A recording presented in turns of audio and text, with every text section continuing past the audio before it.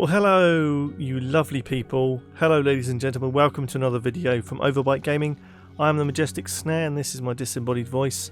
I hope everyone's doing okay in the current coronavirus situation. I don't care if this gets demonetized for saying the word. I think that's stupid. But certainly I wish you guys all the best and well wishes to everyone that's currently self-isolating, dealing with the disease, have potentially lost loved ones, etc. I hope everyone's doing okay. I'm not doing this for, PR reasons. I just want everyone to be okay. It's my chance to have my say, and I just hope you're doing alright. Moving on to today's video. I want to talk about Scarlet Spear and Warframe. What else to talk about on a time when people are being self-isolating? Play more video games, hooray!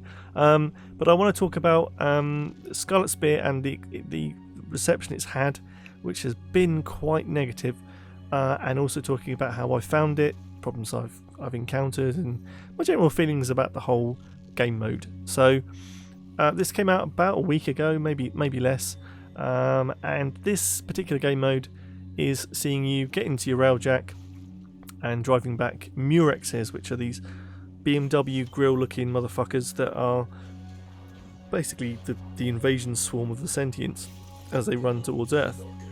The game mode is split into two halves, so that's one half of pushing the ships back, and the other half is with squads, 4-man squads on the ground, who are defeating nasty old Condrixes, I think they're called, and you are creating these kill codes which you send up to the guys in the railjack who are inside the Murexes, causing them to flee. So you're giving them the kill codes that are kind of infecting their weird sentient technological brains and sending the ships back where they fucking came from. So it's very much a mode that is linked with a collective effort.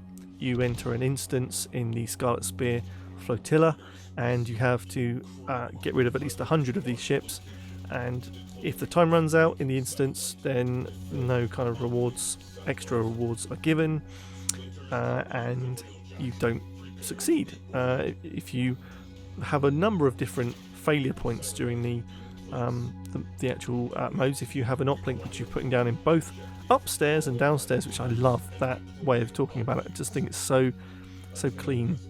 But if you have these uplinks you put down to create kill codes or receive kill codes, then if you lose that and it gets destroyed, then that's it. You're going to have to return back.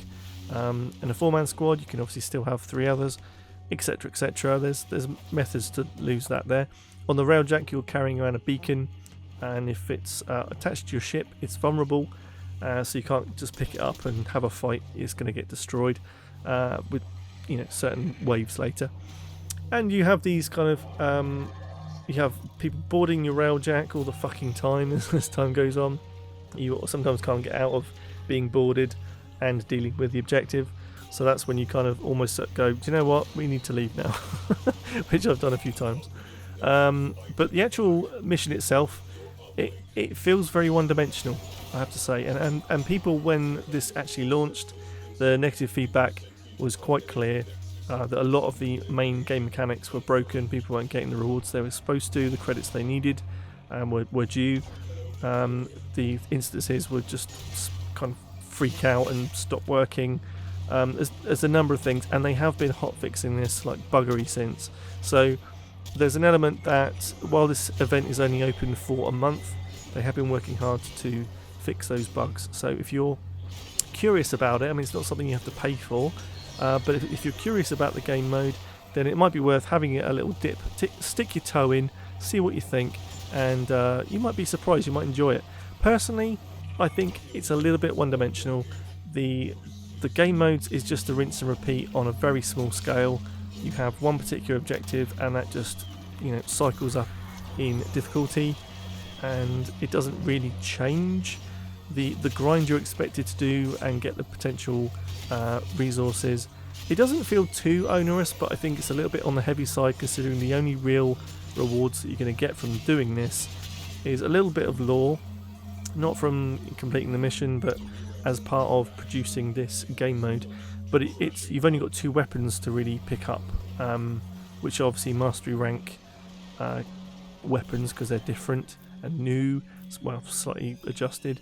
And the whip is a very good, the Seti Lacera, it's a very nice melee weapon, but I wouldn't necessarily say it's completely worth all of your time to get the credits you need. I mean, a single Murex run up and the upstairs portion, I will use that a lot, will get you, I don't know, about 100 to 150 Murex points if you play like me. Maybe you get more if you're better, that's not up for discussion. But to get the weapon, I think it's about 15,000. So there's a big grind there. Now you do get bonuses for completing certain tiers within the instance itself. I don't know what those are because they're not really advertised anywhere. But you get a little bubble above your head in the flotilla, either a 1 with 1 dot, 2 dots or 3 dots, and that will give you either the tier 1, 2 or 3 rewards, which I think are like 2,000 credits, 6,000 credits or 10,000 credits. So if you do well, it's not a very big grind, but if it's a game that you're not quite ready for, you're not the quite right level, or you're not a good player, competency, it does come into it quite a bit, and loadout choices and weapon choices, everything else, then you might not achieve that stuff with the time you spend in it. So it's a bit of a trade-off. Now I will say as a big tip, if you're going to be doing this with your friends, take a fucking limbo. It's the easiest way to make the upstairs portion incredibly easy. And I haven't really tried it with the limbo on the downstairs portion, but I would imagine it has the same effect. You're going to be swarmed by a lot of enemies in these areas, both upstairs and downstairs on the ground, and using a Warframe like limbo enables you to create that stasis bubble. I can never remember what it's called. Cataclysm, I think. But in that, you will create that space where it's freezing enemies, keeping them in position, and you can deal with them without them necessarily killing your oplinks as easy, certainly as the stages go on. So I would really recommend that one person in your squad is a limbo, and it's the time of limbo right now, because I think normally you hate having a limbo on your team. I do, but I do it in a joking way. But certainly it can be annoying if they aren't a good player, much like any frame in Warframe. If they're not a good player of that Warframe, it can annoy other players. But Limbo just has that tendency to get right in the way of doing things. Certainly the effect of using the Rift and using the Cataclysm skill on your railjack currently negates all the abilities to exit out of the railjack if it's covered and use certain things in that zone. Well, that's what I ran into. If there's a way around that, please let me know down in the comments. And I've played fucking thousands of hours of Warframe. But yeah, I think generally people will enjoy this for a time, but I think it's too one-dimensional. There's no progression in those modes, and I think that harms it. I really do. When you've only got a very shallow pool of reward. I mean, think of things like the Plains of Eidolon. I know it's a big open air, open world area, but you've got so many different activities you can do in that area. The burnout of doing the stuff in that space is less. And I know Scarlet Spear is only around for a month, whereas Plains of Eidolon and the Orb Valis is there forever. But you can do fishing and conservation and hunting and all kinds of things. Well, you could do hunting, but maybe not anymore. But you can do conservation and fishing and mining and bounties and just general in-world events, and it keeps it circulating. There's things to do there if you need to do them. But if you are somebody that is looking at Scarlet Spear, you're doing the same activity again and again and again and again. If it's upstairs or downstairs, same thing. You're just rinsing and repeating over and over again. And I think with that's where it becomes less fun, because it's not, you're doing some of this and you have to do some of that. You can't really switch between the two as far as I can tell, because if you do, that people have complained that it wipes out your rewards for the other one you were doing. So if you were spending time up and defeating the Murexes through your railjack, and then you switch to the ground team, it would rub out what rewards you were owed from the upstairs portion. So I think they're addressing that. I'm not entirely sure if they fixed it with a hotfix yet, but if they have, brilliant. But that's kind of my feeling about the current state of Scarlet Spear.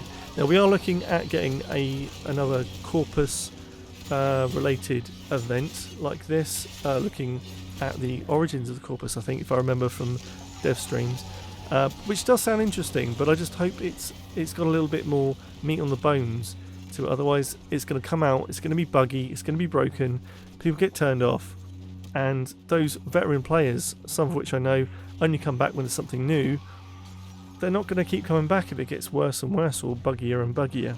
So please, DE, for the love of God, please invest lots of time in testing as much as you can for the next couple of releases, because the new war is something people are waiting for ages, and you have the potential to make it great. So just, I know you guys are working really hard, most of you are working from home. I've seen a couple of the home streams, but please, please, please, make it knock it out of the park style. Make it Planes of Eidolon, like Jaws on the floor. Make it second dream worthy. You know, do something to bring that love back into the lore, back into the story. Please. Is that enough pleases? I don't know. But guys, I would love to hear what you think about second dream. No, that's been done. I want to know about Scarlet Spear. That's the one. Let me know about Scarlet Spear. Have you experienced it? Do you think it's a bit shit? Do you think it's one-dimensional? Change my mind. But certainly if you've had good times, bad times, I want to hear. Let's make this a discussion. Let me know down in the comments. Drop us a like, subscribe, all that good stuff. And we'll get chatting about Scarlet Spear for the next few weeks that it's here. I might jump back on and play a bit more, because why not? You know, I need to have a full experience and get my fix before it disappears. And guys, check it out too if you fancy it, but I will give you that warning. You'll probably get bored of it very quickly. So that's me, that's Scarlet Spear. Thanks for listening. We have videos out every Wednesday and Saturday. We are trying our best to keep with that schedule, despite the current V-word outbreak. There we go, trying to make it friendly for YouTube. But yeah, we will be trying to keep to a schedule, but if we can't, then we won't. We're not going to kill ourselves trying to get a video out when we just simply can't do it. So guys, take care of yourselves, and take care of others, and we'll beat this eventually. But anyway, thank you. I will get there in the end. Goodbye. Thank you. Take care of yourselves. Okay, love you. Bye-bye. Bye-bye.